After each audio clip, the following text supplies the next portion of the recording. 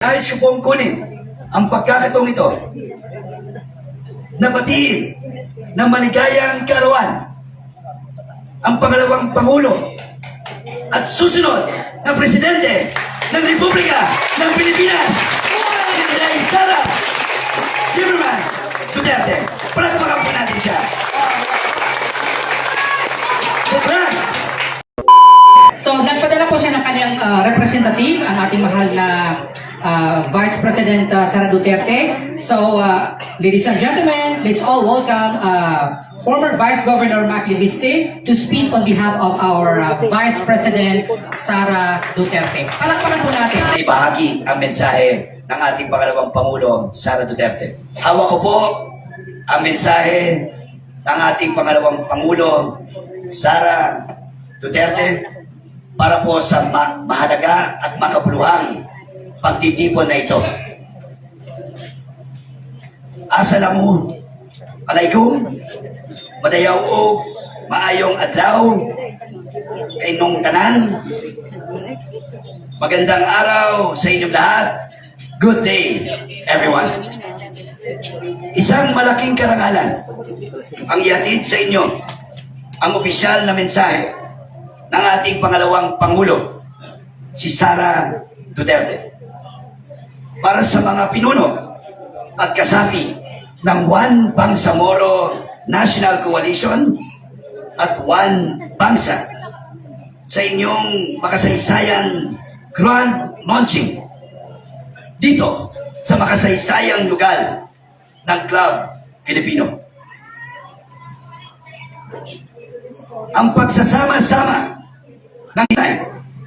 ng lakas ng inyong pagkakaisa para sa kapayapaan at pag-unlad. For too long, our Muslim brothers and sisters were marginalized, enduring decades of struggle to develop their identity. Your focus then was a righteous battle for self-determination. A milestone now realized through the barn. A homeland you continuously build and strengthen to this very day. As you rebuild your communities and transform former battlegrounds into centers of progress, you are now stepping up on the national stage. You realize that the Bangsamoro deserves a stronger, more strategic voice in shaping the future of the Republic. Your voices are not lost on me, kay VP Sara. As a daughter of Mindanao, I know firsthand what it means to come from the margins, to challenge the status quo, and to fight against mainstream forces. It is for this reason that your coalition is very vital. You are the foundation and pillars of an inclusive and resilient democracy. The peace that we are now experiencing in Mindanao did not come for free. It was bought by blood, tears, and immense sacrifices of our forebears. We must defend it at all costs. Maging mapamatyag, ipunin natin ang ating kolektibong lakas at tapang upang ipagtanggol ang ating pambansang pamana laban sa panlilinlang. A nation's true strength does not come from its military, nor does it come from politicians. or its economy. It comes from the shared values of its ordinary citizens. Tayong lahat na pangkaraniwan na mamamayan. As Mindanao leadership, strict discipline, and genuine public accountability. Ulitin ko po yun. Genuine public accountability. Let us fiercely protect our youth, ang mga kabataan, against the forces of radicalization and violent extremism by instilling discipline, fostering resilience, transformation within our localities. Sa pamamagitan ng ating tapat ng panatungkulan, matitiyak natin na ang bawat pamilyang Pilipino ay mabubuhay na may tunay na kapayapaan, seguridad, at dignidad. May this coalition serve as a direct line of empowerment for those who remain underserved and marginalized. Muli, mga kababayan at kapatid, sa ngalan ng ating pangalawang Pangulo, Inday Sara Duterte, binabati ko ang mga opisyal at kasapi ng One Bangsamoro National Coalition at One Bangsa. Congratulations sa inyo lahat. Mahalin natin ang Pilipinas para sa Diyos, para kay Allah, sa bayan, at sa bawat pamilya.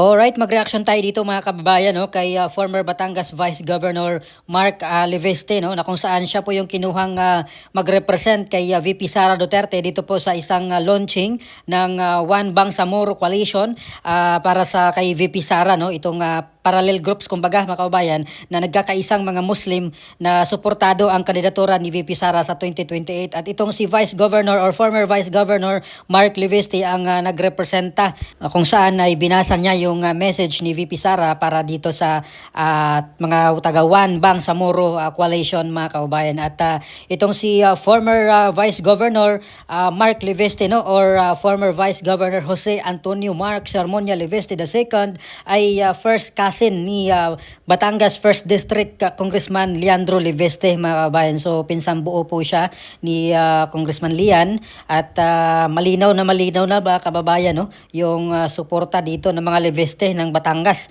dito sa pagtakbo ni VP Sara Duterte sa 2028 presidential election mga kababayan. Kaya po medyo maliwanag yung mga boto na makukuha dito ni VP Sara sa Batangas province mga kababayan pagdating ng 2028 kasi nandito po yung mga Leveste no at hindi po sila ordinaryong mga politiko lang po diyan sa Batangas no. Matataas na official din po yan diyan sa Batangas mga kababayan although hindi po nakaupo no itong si Mark Leveste ngayon sa any position ng government diyan sa Batangas pero malakas pa rin yung impluwensya niya mga kababayan no at knowing yung kanyang first cousin na si Congressman Lian Leveste ay incumbent na congressman diyan sa 1st District mga kababayan at sure ball na hindi po talaga siya masisiro no si VP Sara Duterte dyan sa probinsya ng Batangas mga kababayan. Kaya itong mga rekto ay hindi po nila masizero no itong si VP Sara Duterte pagdating sa makukuhang boto niya sa Batangas dahil ay malaking mga opisyal din po ng Batangas yung mga kaalyado ngayon ni VP Sara Duterte. Kaya magandang laban nito mga kababayan no, kung sino man po yung i-endorso ng administrasyon sa 2028 presidential election at kung yun po yung susuportahan ng mga rekto no nila Vilma Santos, nila Congresswoman Jinky Luistro mga kababayan na siya yung lead prosecution no dito sa impeachment laban kay VP Sara Duterte mga kababayan. So hindi po masisero si VP Sara sa Batangas province mga kababayan. Sure na yan kasi nandito po sila Vice Governor or former Vice Governor Mark Leveste at si Congressman Leandro Leviste ng Batangas, mga kababayan. At idagdag pa natin dyan yung dating governor ng Batangas at ngayon Vice Governor Mandanas, mga kababayan, na kung saan ay membro rin po ng PDP Laban, no? At mas lalo pang lalakas siya dahil dito sa nagkakaisang mga Muslim, no, na talagang nagkakaisa para suportahan itong kandidatura ni Vice President Sara Duterte, mga kababayan. Although talagang mas maraming Muslim noon na sumuporta kay VP Sara at mas dumadami pa ngayon, mga kababayan, dahil itong One Bangsamoro Movement or One Bangsamoro Coalition ay hindi lang po ito mga taga Mindanao, no, pati dito po sa Luzon at Visayas na mga Muslim ay suportado na ito si VP Sara Duterte, mga kababayan. Although hindi po lahat siguro na sumuporta dito kay VP kasi may mga Muslim supporters din na nagrarally, no, against sa kanya na pro-administration, pero sa tingin ko hindi po siya mas marami compare dito sa pro-Duterte na mga Muslim, mga kababayan, kasi malaki yung kanilang pasasalamat nga doon kay former President Duterte dahil naitatag yung BARM, no, o yung Bangsamoro Autonomous Region in Muslim Mindanao, na kung saan ito yung rehiyon sa katimugang bahagi ng Pilipinas na may sarili ng pamahalaan, mga kababayan. Kaya talagang masasabi natin na ang dami ng mga sumusuporta at marami pang maglantaran talaga, mga kababayan, na susuporta dito sa kandidatura ni VP Sara Duterte, no, mga kababayan. Ngayong pangalang na wala pa yung filing, no, next year pa yung filing ng certificate of candidacy, pero mismo yung mga tao na yung nag-initiate, no, na talagang susuporta sila, kanya-kanya sila ng buo ng mga grupo, mga parallel groups, na kung saan ay talagang nagpahayag ng kailang 100% suporta para kay VP Sara, mga kababayan. So isa lang po itong One Bangsamoro Coalition. Meron pang RAGE Coalition, no, or ito yung Reform Alliance for Accountability, Good Governance and Ethics, no. Ito naman yung pinangunahan nila Davao City Mayor Sebastian Basti Duterte, nila former Congressman Mike Defensor at ni Congressman Bebot Alvarez naman, mga kababayan, na kung saan napakarami rin pong mga parallel groups yung nasa ilalim ng RAGE Coalition, no, na sumasanib dito sa RAGE Coalition, mga kababayan. At syempre nandyan rin po yung Maisog, no, na grupo nila Attorney Vic Rodriguez, mga kababayan, na Solid Duterte rin po. At tasahan natin mas marami pang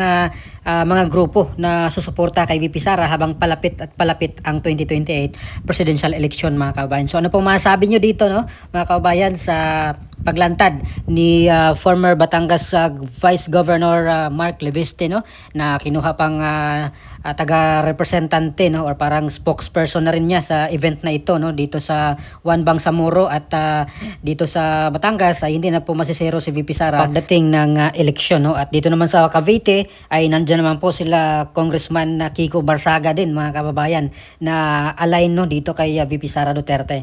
At talagang sa Cavite rin ay marami rin pong mga pro Sara or pro Duterte rin, mga kababayan, no, dahil makikita natin sa mga survey, sa mga kalye survey ay nangunguna si VP Sara Duterte kahit pa man ay taga Cavite yung kinuhang DILG Secretary at Ombudsman, no, ng administration, mga kababayan. At alam naman po natin yung impluensya ng mga Rimulya, no, sa Cavite kasi talagang dynastiya rin po yan ng pamilyang yan ng mga politiko dito sa probinsya ng Cavite, mga kababayan. Pero one thing for sure ay talagang makakuha ng maraming boto rin si VP Sara Duterte sa probinsya ng Cavite, mga kababayan. So ano po masasabi nyo dito sa paglantad nga ni former Batangas Vice Governor Mark Leviste, no, ang first cousin ni Congressman Leandro Leviste? So please comment down below. Maraming salamat. God bless po sa ating lahat.